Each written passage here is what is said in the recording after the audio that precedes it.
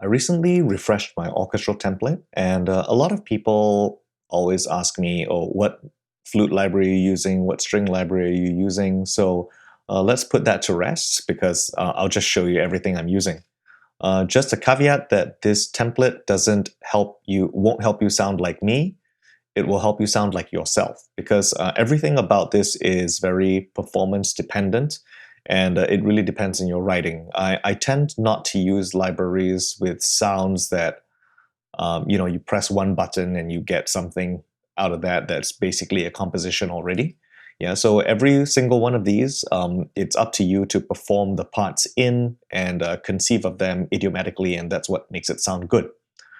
So as you can see here on the screen, right, it's a very simple template and it's laid out very much in the way of an orchestral score, right? Woodwinds at the top all the way down to choir at the bottom.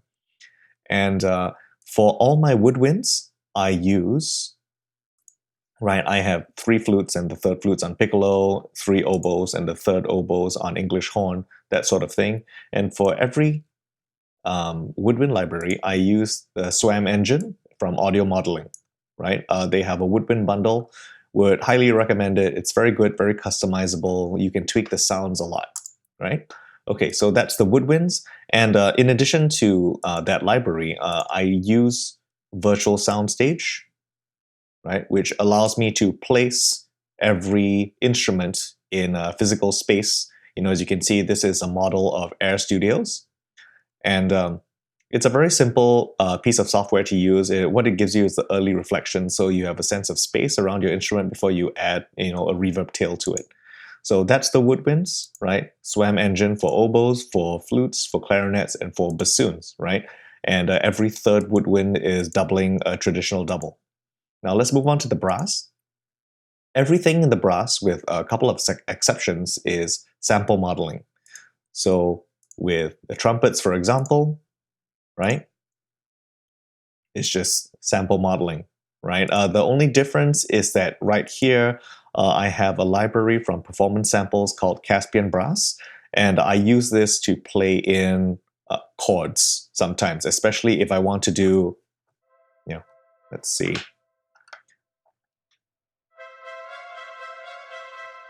That kind of sound, right?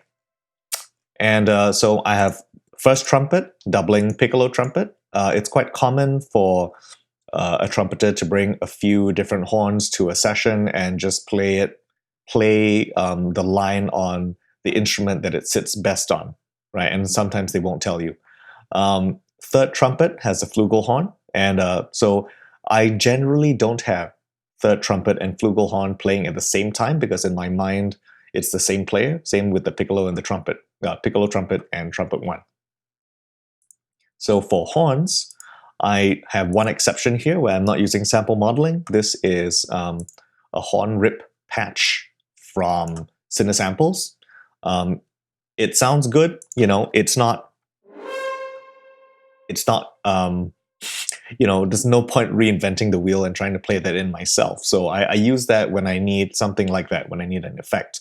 And the rest of these are just solo horns, and then I have a unison horn patch, which is just 4 of these horns playing at the same time.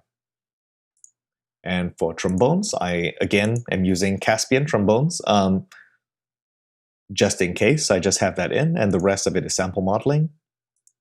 And for the tuba, that's just sample modeling as well. And as you can see here, everything is placed within here, right? So I have my trumpets and trombones over here, as well as the tuba, and I have the horns over here.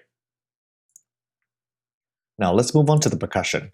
In general, I'm using 2 libraries for percussion. I'm using East-West Platinum Orchestra, and I'm using LADD from Audio Bro, right? Both very good percussion libraries. I would say that the East-West library is not the most sophisticated, but I have not yet had a reason to replace it. I think it's quite good. It's good enough for me, right? And there is one exception here where I am using something else. Well, these are from Storm Drums. It's also East-West. You can get all these things, I suppose, on Composer Cloud. But for my timpani, I'm using a library from FT Samples. It's called Timpani on Fire, right? It's It's a pretty good timpani, but I would say that it's not something you need to get if you have one or two different percussion libraries. They should have a timpani in there already, right? So, and for my harps, I have two harps. I have Cine samples, Cine harp, right? I have a glissando patch and I have a plucking patch. It blends very well with the ensemble. That's why I use it. But when it's exposed, I'm not a huge fan of the exposed sound. So I have Elysium harp from 8Dio. I have the plucking patch and I have a glissando patch as well. So I use that when it's a little bit more exposed. Under keyboards, right? And the reason I only have one instrument under this group is because this group is preemptively created in case I want to put in a harpsichord or something else, right? So that's the piano.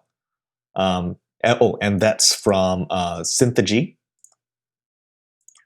right? It's Ivory 2, and the model that I tend to use is the Steinway, right? There's a Yamaha in there. I'm not sure if there's a Fazioli. There's a Bosendorfer.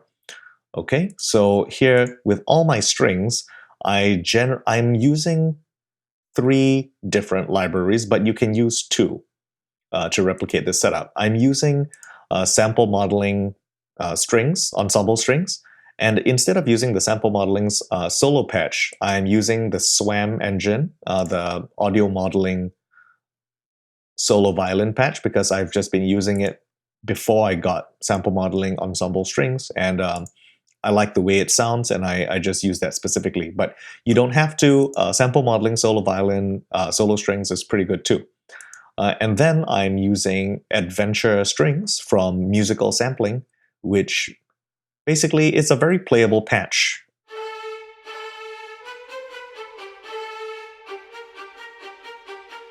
It's very playable out of the box, and I use it for quick sketches or when the string lines aren't particularly sophisticated. Then I just use that because it's a great way to get a punchy sound and the right kind of texture without putting too much work into it. Now I have every section split up like that in the same way, right? Exactly the same layout, the SWAM engine, solo strings, the ensemble strings from sample modeling, and then adventure strings, right? The only difference is the contrabass, for which I do not have a solo contrabass, but I haven't really found that I need a solo contrabass, so that's not, killing me or anything. And then we have the choir. And the choir is split up, predictably into soprano, alto, tenor, and bass, right? Using Cinesample's voxels for the legato patch, and I'm using pretty much just the close mics, right? Because I have virtual soundstage to provide the early reflections, and then I'm using Oceania from performance samples again. It's a very simple.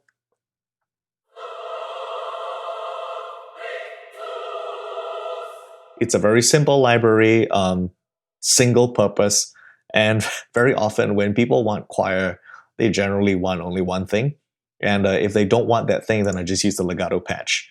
And I have a phrase builder. To be honest, I don't use this one that much, but I put it in just as insurance in case I need it and I don't feel like loading it up in a new project. Same thing for altos. I have a legato patch and I have an Oceania patch. No phrase builder there because I just put that in the sopranos. Tenor, I have a legato patch, also from Voxels, Cinesamples, right? And I have the Oceania patch and the phrase builder from Voxels for men. And then the bass, I have the legato patch and the Oceania patch. Now, as you may have noticed, everything is sort of grouped by instrumentation, right? And then all of these individual instrument sections are routed into their specific, like the larger family. So the flutes are together, the oboes are together, but eventually the flutes, oboes, clarinets, and bassoons are all together in the woodwind bus. This is just sort of the way I think about it and the way I process it in my mind. And then I take that woodwind bus and I bus it out to the orchestra track, right, where this sums everything. And I also have the reverb separate because, who knows, maybe I just want to remove the, lower the reverb globally. Each one of them has their own individual reverb settings, which I can change. But if I want to change them as a whole, I use this track. And now I also have a few audio tracks set up where the individual, the woodwind section, brass section, etc., are all bust out to this, right? So that if I want to record stems so that I can deliver them separately, I can do that with this, right? So everything here is already set up for me to work with in most types of situations. Now, as you can see, I have a 64 gig machine, and right now I have pretty much 25 gigs free, right? But this setup, I think, costs about 30 plus gigs of RAM, which for an orchestral template is really not a lot. But because I'm using sample modeling and audio modeling, the load on the CPU tends to be a little bit higher, especially since I don't bounce before I mix. I mix right in this session and I master right in this session. Everything that you've heard from me that has an orchestra in it that was done for a job, not just a sketch, was mixed and mastered within the template very much like this. Okay, so that's what I use. It's not cheap.